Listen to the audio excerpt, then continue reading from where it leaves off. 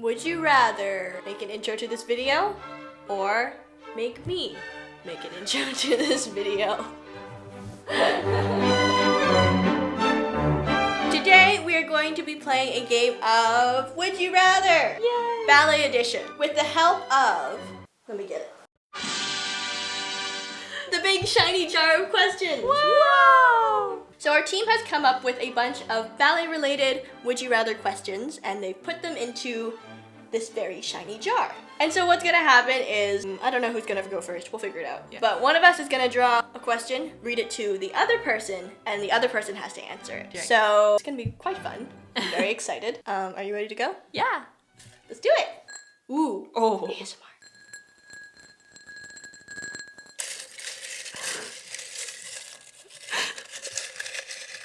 Are your ears tingling?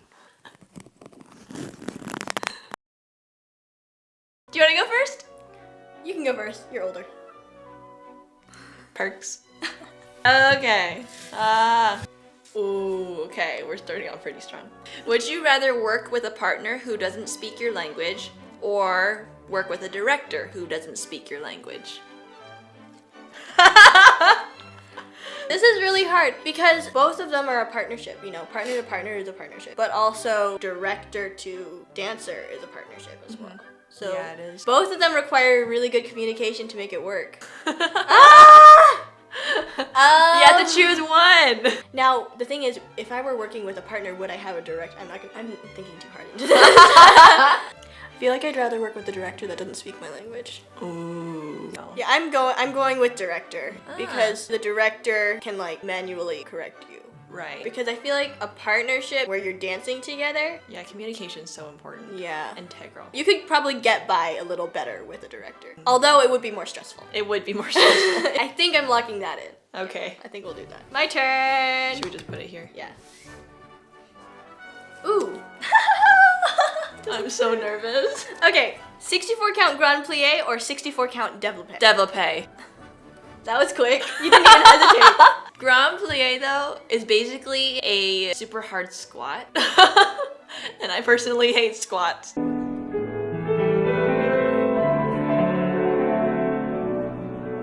For développé, however, it would be harder if it was like a 90-degree développé. But if you get like the full, développé, Right. it somehow gravity kind of works on your side-ish, and it kind of stays up a little bit better. But like Grand Plie, I don't know. It's like a really slow squat. Right. Like, provided you had a high enough développé, a 64 count développé would be better. I'll take you up on that one day. Yeah, okay. Okay. Oh, no! Would you rather miss your cue or come in too early? I would rather come in too early. Yeah, I would agree on that one. Because you miss your cue, there's no excuse for that. It's just like you just weren't paying attention. Okay, unless you were, I guess if you had an emergency and you had to miss your cue, like that's understandable.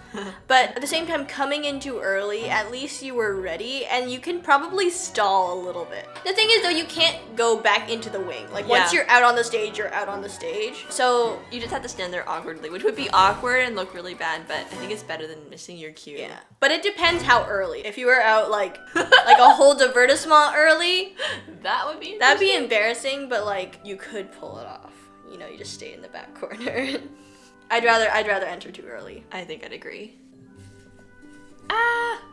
Ooh, this is a good one. Dance core in La Bayadere or Swan Lake? They're like Swan or Shade. I think I would pick swans. Yeah. I think I would. So iconic. Just because you guys all have heard us talk about Swan Lake. I'm not gonna say too much, I promise, but I think it's just because they are a much bigger part of the story. Yes. And also I like the choreography and the music a little bit better. I did do Shades and I enjoyed it a lot, but just knowing that you're not really there, you're just supposed to be like an illusion of Nikia's shadow or like a reflection of her. It's just, I feel like being in the Swan sisterhood, it's a little bit more real. The storyline kind of helps you to keep going as well. Right. I don't know. That's true. Also Tchaikovsky, come on. Yeah. Come on. Yeah, Swans over Shades any day. Thank you. You're getting all the weird ones. I'm getting all the weird ones. Would you rather be perpetually ahead of the music or perpetually behind the music? I'm already perpetually ahead of the music, so let's go with that. No, but in all honesty, I anticipate the music a lot. Yeah. When I'm dancing. But depends, again, how early or how late. But I think at the Yeah. rate that I am, I mean, I'm already. Yeah, you're quick. It's better than being late. I think so. I think when you're ahead of the music constantly, you can at least stretch it out a little bit and catch on a little bit easier, rather than if you were behind and always fighting to keep up. Yeah. So yeah, I would agree with you. Oh, it's upside down. Would you rather dance ethereal roles, birds, sylphs, fairies, etc., for the rest of your career, or would you rather dance human characters for the rest of your career? Oh, that's a good one. So like ethereal characters would be like Odette from Swan Lake, Firebird, Lestelfeed, all of those. And then human ones would be like Giselle and Clara and Lise and Aurora, Keytree, all of those. But you'd have to give up Odette. I know, but I feel like human roles are really special because the audience can connect really well with humans. And I think that's really special. But the ethereal ones always have the best stories. They do. It's a toss-up. What would I rather do for the rest of my career? I'm so young. The thing is, human characters have a bigger rep. Yeah, for sure. But the ethereal characters have really good rep. Really good rep. I think, honestly, I'd almost rather play human characters for the rest of my career, just because there's that relatability. Not that you can't relate with Odette or something, because like obviously there's a lot of deep stuff. If you haven't seen our Swan Lake video, go and check it out after this one. Also, just for me connecting with like a human character, I think it's special in a way. Yeah. For me, I really enjoy it. Alright, so human characters. Human characters. Nice. Okay, this one's stuck on my finger, so we're just gonna go with it. Would you rather be thrown on stage in the principal role last minute, or perform the soloist role that you already mastered? Oh! They're both like good, because you want to be thrown on for the principal because that could be your big break. It could be your big break, and also it means the directors trust you. But at the same time, like, the pressure would be so big. It would be really big.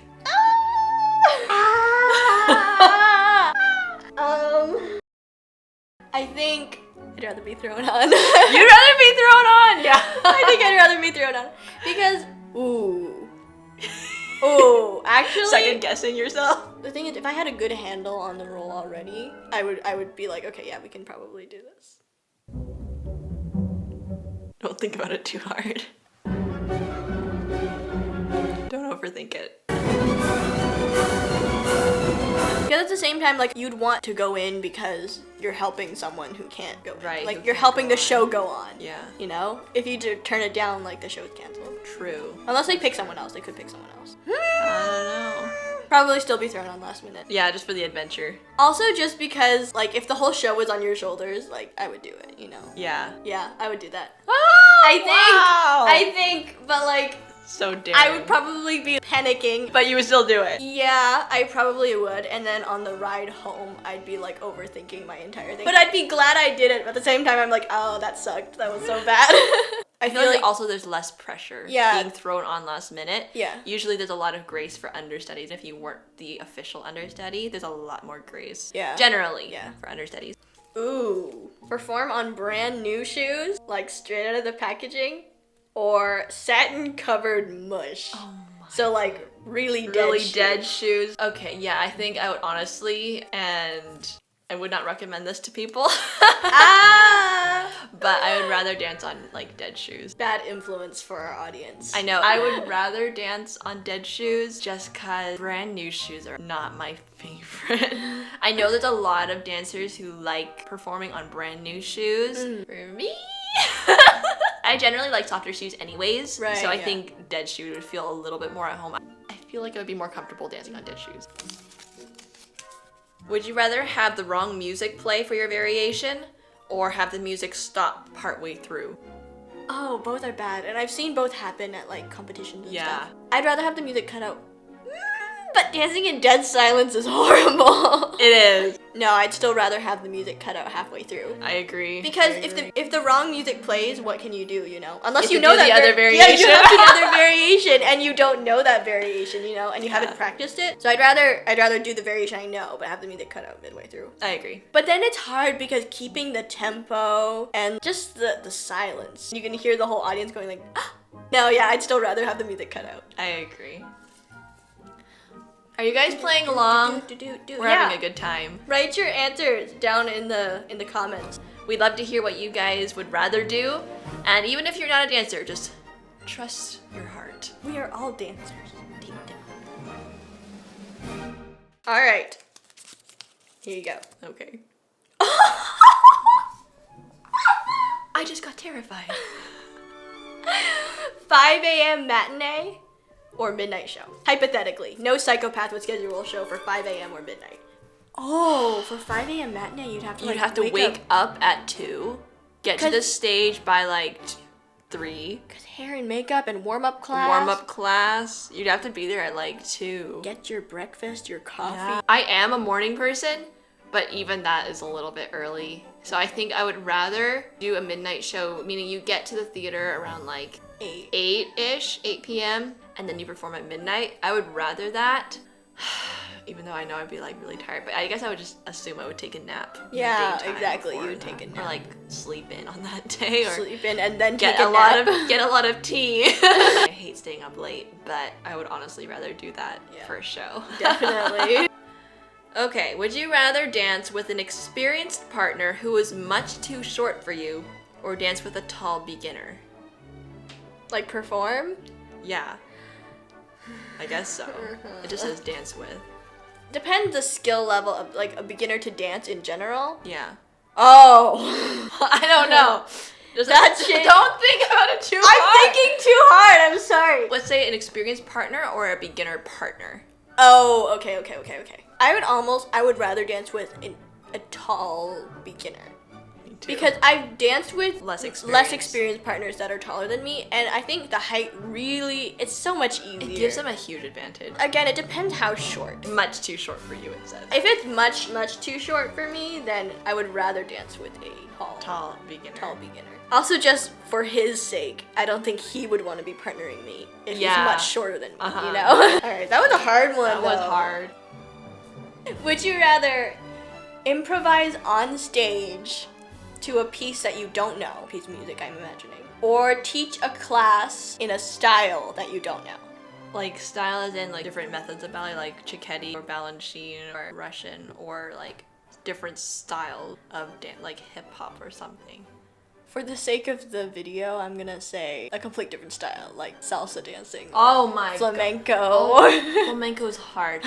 I think I would rather improvise. If I don't know a style of dance, why would I be teaching that class? Right, yeah. No, I would definitely rather improvise. Improvising's fun. Stressful, but it's fun. So I would rather do that than try to improvise teaching a class when you're given the authority to teach others and you're like... So for our class today, let's pull up WikiHow. WikiHow. Would you rather dance on concrete or tile? Both are nightmares. I hate dancing on both. Because tile is like, it's uneven and also it's slippery. Or if it's like those cobblestone tiles that are like already bumpy. Oh. That is very bad. No, I'd rather dance on concrete. At least it's flat. Yeah, it's flat. And it's not slick. Not as slick. Definitely. Although it will chew through your shoes and potentially your feet. No, but it's worth it. Yeah, it's worth it.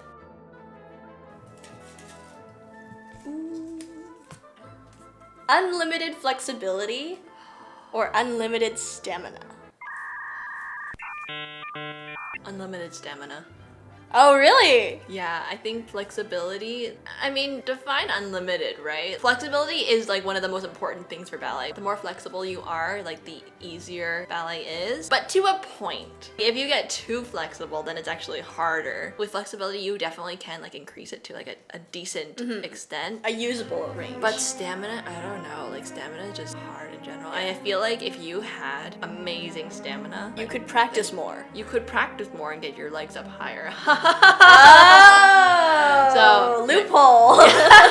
Unlimited stamina, that would be a dream. Yeah, to be able to dance and not get tired. I feel like then you would never worry about getting through a full-length ballet. Your technique would never waver because you never get tired, right? Right. So whatever technique you have when you're fresh, like at the beginning of the day, exactly, you would have that for the whole show. So I think that's definitely the better. That would be better cool. option.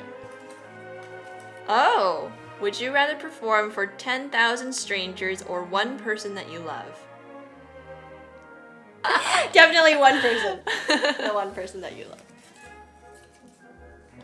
Ooh. Choreograph a new piece in 10 minutes or learn a new piece in 10 minutes? Learn a new piece in 10 minutes. Definitely. 100% yes. Some people are really good at choreography and they just like come up with stuff.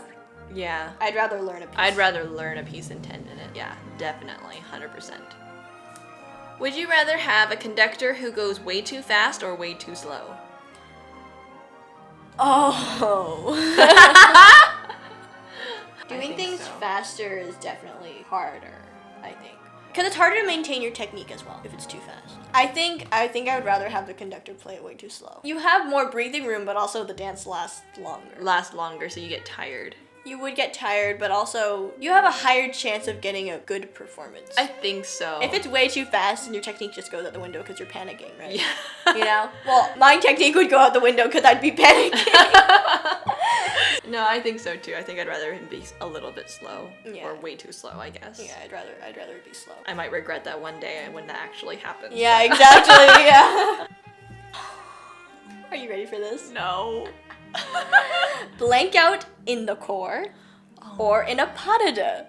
In the core. In the core? In the core. You'll stand out like a sore thumb if you mess up in the core, but at least you don't risk getting hurt or hurting your partner. Because if you blank during pas de deux, you can potentially really injure yourself or him or possibly both of you. Oh, you're right. Yeah, like that would be bad. And also you're kind of more in the spotlight when you're doing just a pas de deux. I think I would rather mess up in the core. Also, you could follow your core members. You could follow your core members for sure. Yeah, and they can kind of cover you to a degree. Yeah. But it's better than getting hurt or hurting someone else. Definitely. So, yeah. This is the hard one. Would you rather get pig's ears on stage or break character on stage? Like start laughing. If I were on stage with you, I know I would break character. We've actually done that before. No, I'd rather break character on stage. Yeah, I Because agree. breaking character is just a fleeting moment. You can get back into character. True. You couldn't stop mid-dance and fix your pig's ears. That's true. Also, potentially, there is a chance that the audience is not looking at you when you break character. True. Potentially. True. Yeah. You know? Uh-huh. Yeah, I'd rather break character. Okay. Last one! For me. Ooh. The age-old question. Perfect turnout or perfect feet? Perfect feet.